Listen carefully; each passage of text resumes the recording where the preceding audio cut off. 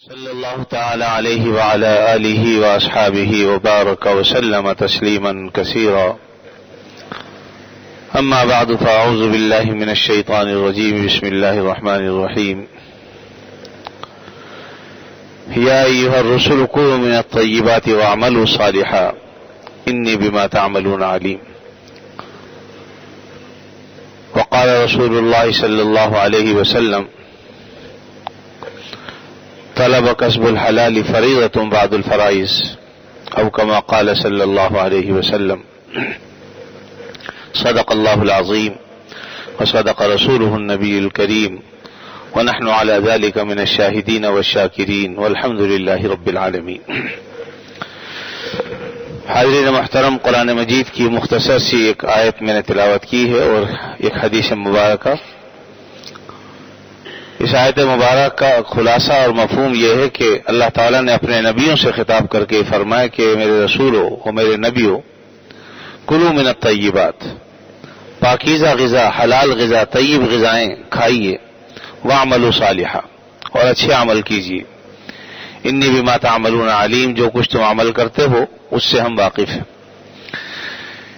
اور حدیث مبارکہ جو بیان کی گئی اس کا جو مفہوم ہے وہ بھی یہی ہے تقریباً، کہ فرائض کے بعد جو دوسرا فریضہ عائد ہوتا ہے لوگوں پر وہ طلب رزق حلال ہے. جس طرح سے آدمی پر نماز فرض ہے، روزہ فرض ہے، زکوٰۃ، حج اور دیگر چیزیں یہ اولین فرائض میں سے ہیں، اور اس کے بعد دوسرا فریضہ جو ہے وہ کسب حلال، حلال طیب کی تلاش، اس کی طلب انسان کے دل میں ہو. اور جب آدمی طلب کرتا ہے تو اللہ تعالیٰ عطا بھی فرما دیتے ہیں، بشرطے کہ طلب سچی ہو. اس زمانے میں جیسے کہ ہم دیکھتے ہیں، اور نبی کریم صلی اللہ علیہ وسلم کی پیشن گوئی بھی ہے کہ ایک زمانہ ایسا آئے گا کہ حلال و حرام کی تمیز اٹھ جائے گی. لوگ صرف ایک ہی بات چاہیں گے کہ ان کے پاس مال آئے، چاہے کہیں سے آئے، ذریعہ حلال ہو یا حرام ہو اس کی فکر نہیں ہوگی. چنانچہ آج وہ دور ہے جو اپنی آنکھوں سے ہم دیکھ رہے ہیں کہ آدمی حلال و حرام جس طرح سے بھی اس کے پاس مال آئے اسے حاصل کرنے کی جستجو میں اور فکر میں رہتا ہے. لیکن حقیقت یہ ہے کہ آدمی جب مال حرام کھاتا ہے اور جو گوشت حرام مال سے نشو و نما پاتا ہے اس سے کبھی اچھے اعمال صادر نہیں ہوتے، اس میں شجاعت اور بہادری پیدا نہیں ہوتی. بخلاف اس کے کہ جو مال حلال طیب ہو اور گوشت جو ہے وہ حلال مال سے نشو و نما پائے، تو ایک تو یہ کہ اس میں اعمال صالحہ پیدا ہوتے ہیں، یعنی اس سے اعمال صالحہ صادر ہوتے ہیں. جیسے کہ خود اللہ تعالیٰ نے اپنے رسولوں کو اس کا حکم دیا، یا ایھا الرسل کلوا من الطیبات، پاکیزہ چیزیں کھائیے. اور پاکیزہ چیزیں حلال ہی ہو سکتی ہیں، حرام نہیں ہو سکتی. اس کا نتیجہ کیا ہے کہ واعملوا صالحا، اچھے عمل اختیار کیجیے. تو پاکیزہ مال جب انسان کھاتا ہے، رزق حلال اپنے پیٹ میں ڈالتا ہے، تو یقیناً اس سے اعمال صالحہ پیدا ہوتے ہیں جو اللہ تعالیٰ کو پسند ہوتے ہیں. اور خدا نہ کرے اگر آدمی حرام مال کھاتا ہے، رزق حرام اپنے پیٹ میں ڈالتا ہے، اس کے نتیجے میں پھر اس سے جو اعمال صادر ہوتے ہیں وہ بھی ایسے ہی ہوتے ہیں کہ کسی کی غیبت کرتا ہے، کسی کی برائی کرتا ہے، کسی کی چغلی کرتا ہے، اور اس سے طبیعت میں بزدلی پیدا ہوتی ہے، شجاعت کا نام و نشان بھی نہیں رہتا. تو اللہ تعالیٰ نے اس کا ہمیں حکم دیا ہے، جس کا مطلب یہ ہے کہ بعد الفرائض، یعنی اولین درجے کے فرائض تو نماز، روزہ، زکوٰۃ، حج وغیرہ ہیں. اس کے بعد جو دوسرا فریضہ عائد ہوتا ہے وہ یہ ہے کہ آدمی کسب حلال کی تلاش کرے، طلب کرے، ڈھونڈے اسے. اس کا مطلب یہ بھی ہے کہ آدمی ہاتھ پر ہاتھ رکھ کر گھر میں نہ بیٹھے اور یہ نہ کہے کہ صاحب رزق حلال خود ہی آئے گا میرے پاس، بلکہ اس کو تلاش کرنا پڑے گا، ڈھونڈنا پڑے گا. کوشش کرے آدمی، اور کوشش کے بعد اللہ تعالیٰ پھر عطا بھی فرما دیں گے انشاءاللہ. اور ہاتھ پہ ہاتھ رکھ کے بیٹھنا یہ مناسب نہیں. اس کا مطلب یہ بھی ہے کہ اللہ تعالیٰ نے ہمیں رہبانیت نہیں سکھائی کہ آدمی بس بالکل سب کچھ چھوڑ چھاڑ کے بیٹھ جائے، یا جنگلوں میں نکل جائے، یا پہاڑوں پہ چلا جائے کہ صاحب بس میں تو کچھ کروں گا نہیں. بات یہ ہے کہ ہم پر کچھ اللہ نے دوسرے لوگوں کے حقوق رکھے ہیں، والدین کے حقوق ہیں، اولاد کے حقوق ہیں، میاں بیوی بچوں کے حقوق ہیں. یہ سب ادائیگی کس طرح سے ہوگی؟ آدمی کچھ کرے گا تو ہی ان کے حقوق ادا کر سکتا ہے. اس لیے بالکلیہ ہاتھ پہ ہاتھ رکھ کر بیٹھنے کو شریعت نے منع کیا ہے. البتہ رزق طلب کسب حلال یہ عبادت ہے، لیکن یہ بھی ساتھ میں فرما دیا کہ دوسرے درجے کی عبادت ہے، جس کا مطلب یہ ہے کہ آدمی، بعض لوگ جو یہ سمجھتے ہیں کہ صاحب نماز چھوڑ دیں یا روزہ چھوڑ دیں یا حج نہ کریں، ہم نوکری کر رہے ہیں صاحب، رزق حلال کھا رہے ہیں، کما رہے ہیں، یہ بھی ایک فریضہ ہے. تو بلا شبہ فریضہ ہے، اس سے انکار نہیں ہے، لیکن اس کے ساتھ ساتھ یہ کہ پہلے فرائض کو ادا کرتے ہوئے ان دوسرے درجے کے جو فرائض ہیں اس پہ مشغول ہونا یہ مطلوب ہے. کہ پہلے فرائض، یعنی کوئی آدمی اگر ڈاکٹر ہے تو ٹھیک ہے، وہ ڈاکٹر ہے، علاج کر رہا ہے لوگوں کا، تو بلا شبہ ایک بڑا اچھا کام کر رہا ہے، لیکن اس کا یہ مطلب نہیں ہے کہ آدمی اس کی وجہ سے اب نماز پڑھنا چھوڑ دے کہ صاحب میں تو ایک کام کر رہا ہوں، مخلوق خدا کی خدمت کر رہا ہوں، لہذا نماز وہ بھی ہے، لیکن میں بھی جو کام کر رہا ہوں یہ بھی فریضہ ہے، لہذا نماز چھوڑ دی جائے اس کے لیے. یہ مناسب نہیں. ہاں الا یہ کہ کبھی ایسا ہو سکتا ہے کہ کوئی ایسا مریض آ جائے کہ جس کی جان پر بری ہوئی ہے. اب دو چیزیں ایک ساتھ آ گئی کہ نماز کا بھی وقت آ گیا اور ایک مریض ایسا آ گیا ہے، تو پھر شریعت یہ کہتی ہے کہ اس کی جان بچاؤ. اگر تم کچھ کر سکتے ہو تو ضرور کریں.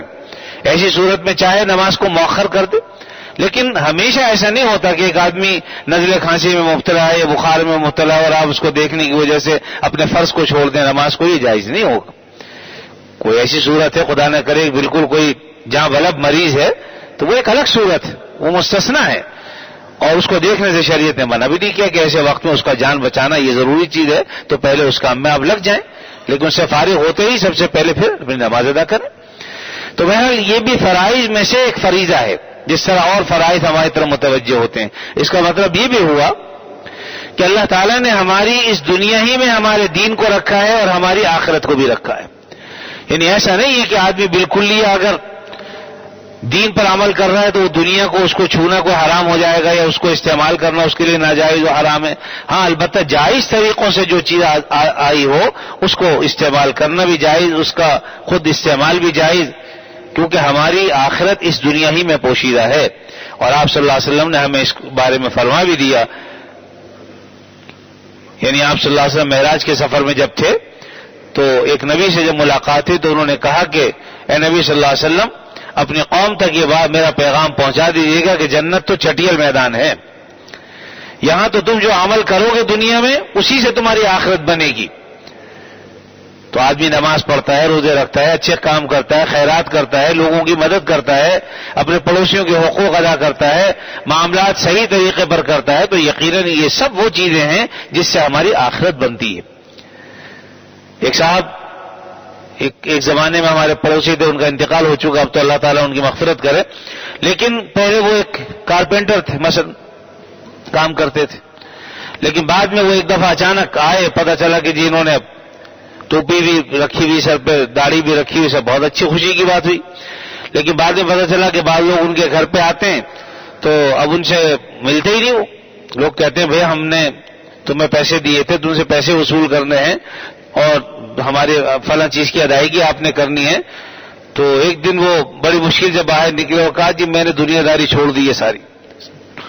تو اس کا یہ مطلب تھوڑی ہے دینداری اختیار کر لو تو لوگوں کا مال کھا جاؤ، لوگوں کے پیسے نہ دو، جو ذمہ داری ہیں ان کو ادا نہ کرو.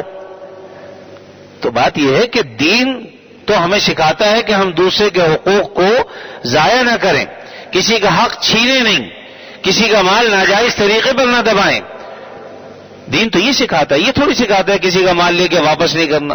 آج ہمارے عام معمول بنا لیا اس بات کو، قرضہ لے کے واپس نہیں کرتے، وعدے پر نہیں دیتے اور اس کو بار بار گھماتے رہتے ہیں، بیچارہ جوتیاں چٹک جاتی ہیں اس کے سالوں اور مہینوں اور اس طریقے سے گزرتے چلے جاتے ہیں اور جو وہ بیچارہ پریشان ہوتا ہے.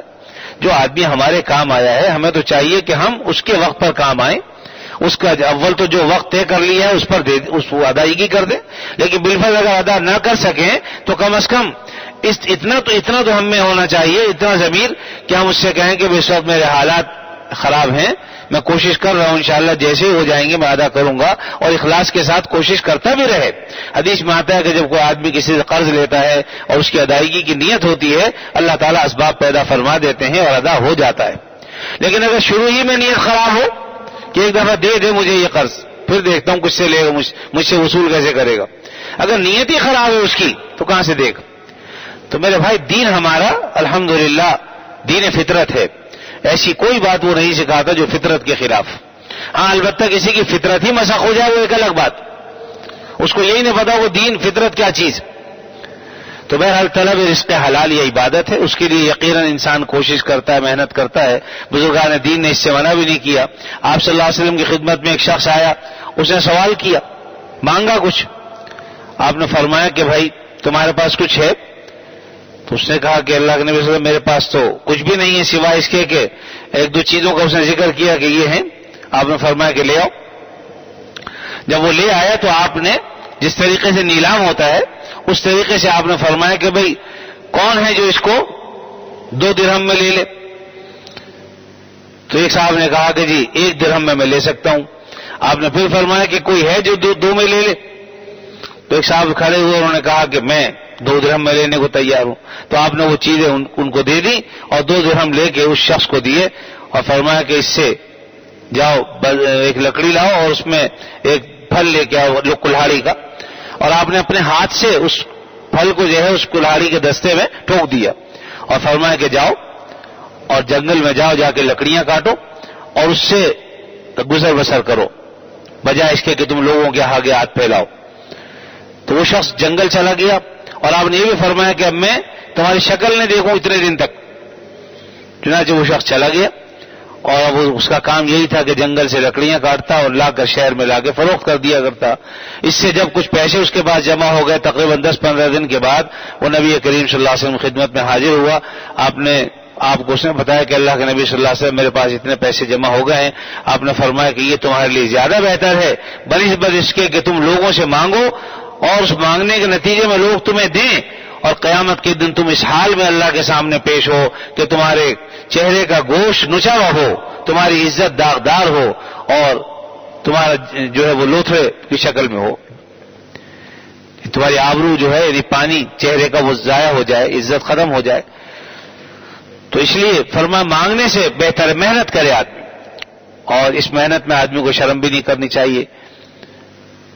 کسب الحبیب، یہ ایک حدیث میں آتا ہے اور آپ نے فرمایا الکاشب حبیب اللہ، کسب کرنے والا، محنت کرنے والا، کی کمائی کر کے کھانے والا اللہ کو محبوب ہے۔ ایک شخص کو آپ نے دیکھا بڑی عبادت کر رہا تھا جنگل میں، کسی نے پوچھا کہ یہ کون ہے؟ فرمایا کہ اللہ کے نبی صلی اللہ علیہ وسلم رات دن یہ عبادت کرتا رہتا ہے اور کوئی کام نہیں کرتا، بس اللہ اللہ کرتا رہتا ہے۔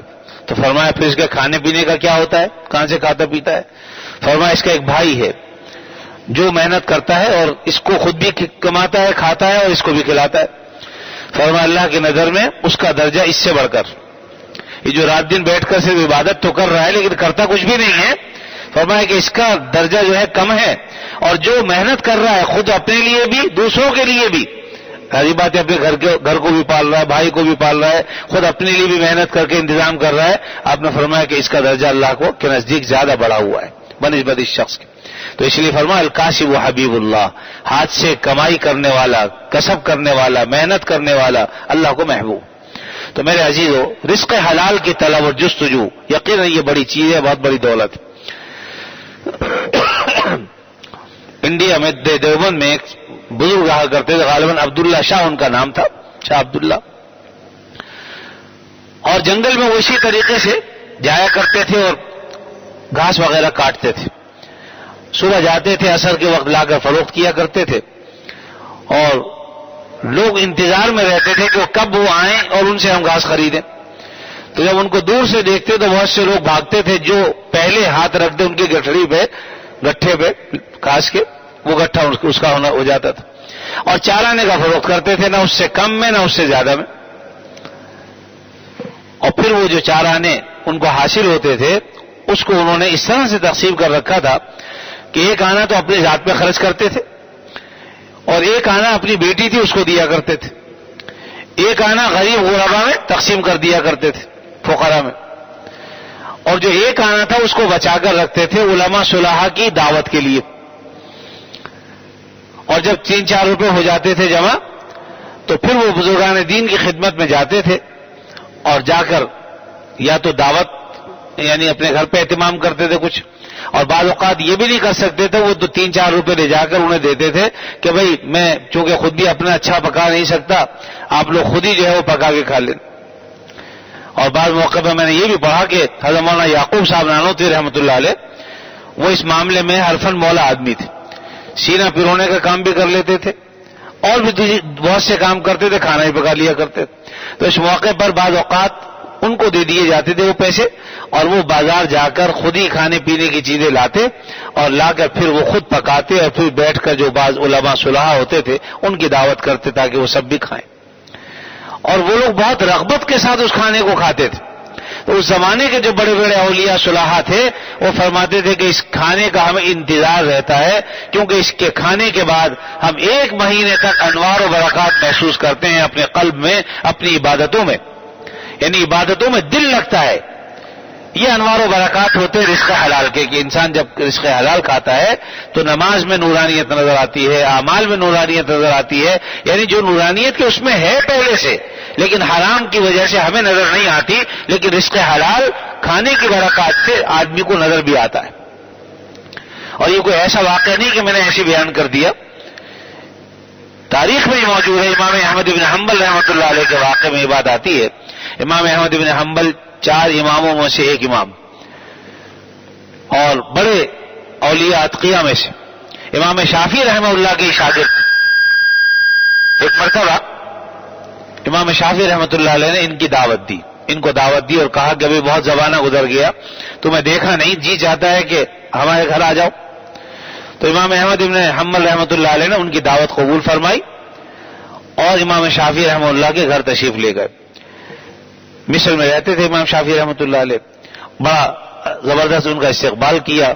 جب امام شافعی جیسے بزرگ نکلے تو وقت کا بادشاہ بھی نکلا، علماء صلحاء وزراء سب استقبال کے لیے ہوئے، تو اتنا زبردست ان کا استقبال ہوا۔ تو امام شافعی اپنے گھر ان کو لے آئے اور کھانا وغیرہ جو پکایا ہوا تھا وہ ان کے سامنے رکھا۔ تو امام صاحب نے جب کھانا شروع کیا تو کھاتے ہی چلے گئے۔ اس زمانے میں جو علماء صلحاء ہوتے تھے ان کے بارے میں یہ تھا کہ کھانا کم کھاتے تھے، لیکن ان کو دیکھا لوگوں نے کہ وہ کھاتے ہی چلے جا رہے ہیں، ایسا معلوم ہوتا ہے کہ برسوں کے بھوکے ہوں اور آج کھانے کو ملا ہو تو کھانے پر لگے ہوئے۔ تو امام شافعی رحمہ اللہ نے اپنی بچیوں کو گھروں میں بھی بات بتا دی تھی کہ بھئی ہیں تو میرے شاگرد لیکن یہ بہت بڑے امام ہیں، بہت بڑے اللہ والے ہیں، نیک آدمی ہیں، صالح ہیں۔ جب رات ہوئی تو بچیوں نے پانی کے لیے لوٹا رکھ دیا، یعنی وضو کے لیے، اسی طریقے سے اور دیگر چیزیں رکھ دی تاکہ کسی کی رات کو ضرورت پیش آئے تو استعمال کر لیں۔ صبح جب فجر کی نماز کے لیے امام شافعی رحمہ اللہ اٹھے تو دیکھا امام صاحب بھی تیار ہو کے نماز کے لیے گئے، نماز فجر پڑھ کر واپس آئے۔ جب یہ نماز پڑھنے گئے ہوئے تھے تو اس دوران ان بچیوں نے دیکھا کہ جو پانی لوٹے میں رکھا تھا وہ ویسے کے ویسے ہی رکھا ہوا ہے، مصلی رکھا تھا وہ جیسے طے کر کے رکھا تھا ویسے ہی طے کیا ہوا ہے۔ تو دل میں ان کے بدگمانی پیدا ہوئی کہ والد صاحب تو کہہ رہے تھے کہ بہت بڑے عالم ہیں، بہت نیک صالح آدمی ہیں، نہ رات کو تہجد کے لیے اٹھے نہ وضو کیا اور صبح بھی ایسے ہی چلے گئے، تو اور کھانا بھی خوب کھایا، تو یہ سمجھ میں نہیں آئی بات۔ جب امام شافعی رحمہ اللہ آ گئے نماز پڑھ کے فجر کی تو اپنے والد سے جو دل میں اشکال پیدا ہوا تھا عرض کیا کہ آپ نے تو یہ فرمایا تھا ان کے بارے میں، لیکن ہمیں تو یہ اشکال پیدا ہو رہا ہے، آپ بھی نے، ہم تو یہ دیکھتے ہیں کہ کھانا بھی علماء صلحاء کم کھاتے ہیں لیکن یہاں تو معاملہ دوسرا ہے۔ تو امام شافعی رحمہ اللہ کو بھی تھوڑا سا احساس تو تھا اس بات کا۔ اب جب بچیوں نے یہ بات کہی تو انہیں اکیلے میں بلا کر کہا کہ میاں کیا بات ہے، تمہارے حالات میں کچھ تبدیلی دیکھ رہا ہوں میں، تو تم اب بدل گئے ہو یا کیا معاملہ ہے مجھے بتائیے۔ تو انہوں نے فرمایا کہ بات یہ ہے کہ الحمدللہ میں جیسا پہلے تھا ویسے ہی اب بھی ہوں۔ میں جب آپ کے گھر میں داخل ہوا اور یہاں کھانا لگا ہوا تھا تو میں نے دیکھا کہ پورا کمرہ انوار و برکات سے بھرا ہوا ہے اور مجھے اس کی نورانیت آسمانوں تک محسوس ہوتی چلی گئی۔ تو میں سمجھ گیا کہ رزق حلال ہے، جتنا بھی ہو سکتا ہے کھا لوں میں، پتہ نہیں پھر اتنا ایسے اس طرح خالص رزق حلال مجھے ملے یا نہ ملے، اس لیے میں نے اس کو اللہ کی نعمت سمجھ کے خوب کھایا، جتنا کھانا تھا میں نے اس سے بھی زیادہ کھایا، کیونکہ اس میں انوار و برکات دیکھ رہا تھا۔ اور الحمدللہ اس کے نتیجہ یہ ہوا کہ میں ساری رات مجھے نیند تو نہیں آئی لیکن بدہضمی بھی نہیں ہوئی چونکہ رزق حلال تھا، اس کی بھی انوار و برکات ہوتی ہیں۔ اور دوسرا یہ کہ میں نے قرآن مجید کی ساری رات میں تقریباً 100 مسائل قرآن مجید سے مستنبط کیے، تو یہ صرف اس حلال کھانے کی برکت تھی کہ جب میں نے حلال کھایا تو میرے اندر بھی اعمال کرنے کی جستجو پیدا ہوئی، اور فرمایا کہ ایسے ایسے مسائل میں نے مستنبط کیے کہ جس کی طرف اس سے پہلے کبھی دھیان نہیں گیا تھا۔ تقریباً ساری رات میں 100 مسائل استنباط کیے، اور جب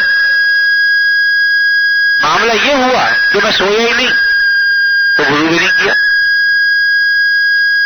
فجر کی نماز بھی عشاء کے وضو سے ہی پڑھی میں نے۔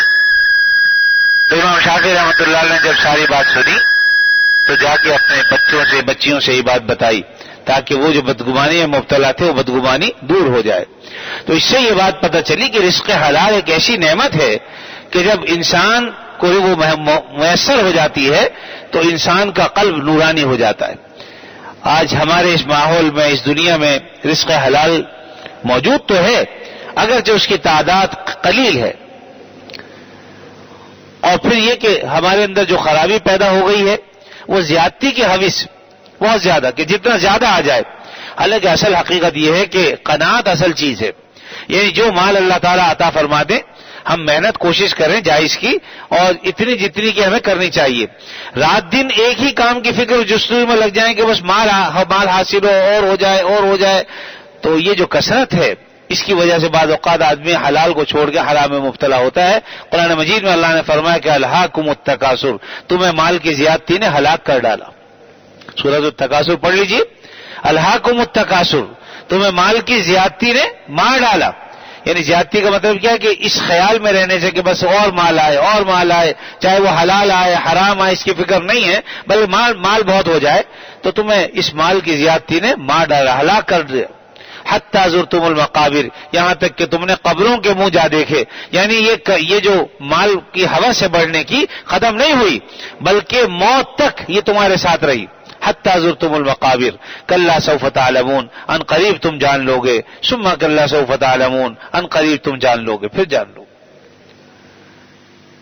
کلا لو تعلمون علم الیقین لترون الجحیم ثم لترونها عین الیقین، یعنی اللہ تعالیٰ نے مختلف درجات بیان فرمائے، علم یقین، عین الیقین، یہ تمہیں حاصل ہو جائے گا کہ جو دنیا میں باتیں کہی گئی تھی وہ ایسی نہیں تھی۔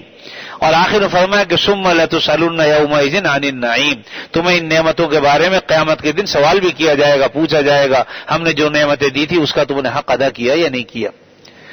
تو میرے عزیزو، ہمیں رزق حلال کی طلب میں کوشش کرنی چاہیے اور حرام مال کو ترک کرنا چاہیے۔ اس کے لیے لازم بات ہے مختلف لوگ مختلف کام کرتے ہیں، حلال کام بھی ہیں حرام کام بھی ہیں۔ بعض اوقات تو ہم کام تو حلال کرتے ہیں لیکن جھوٹ بول کر، دھوکہ دے کر، فریب دے کر اور ملاوٹ کر کے مختلف صورتوں سے اس مال کو حرام کر لیتے ہیں، اپنی تجارت کو حرام کا ذریعہ بنا لیتے ہیں، حالانکہ وہ مال تو ہم یعنی کام تو جو کر رہے ہیں وہ حلال ہے۔ ایک آدمی کپڑوں کا تاجر ہے تو کپڑوں کی تجارت کرنا اچھا عمل ہے، لیکن اس میں جھوٹ بولنا اور اس میں دھوکہ دینا، فریب دینا، یہ جو کام ہے حلال کو حرام کر دینے والا، اس سے بچنا چاہیے۔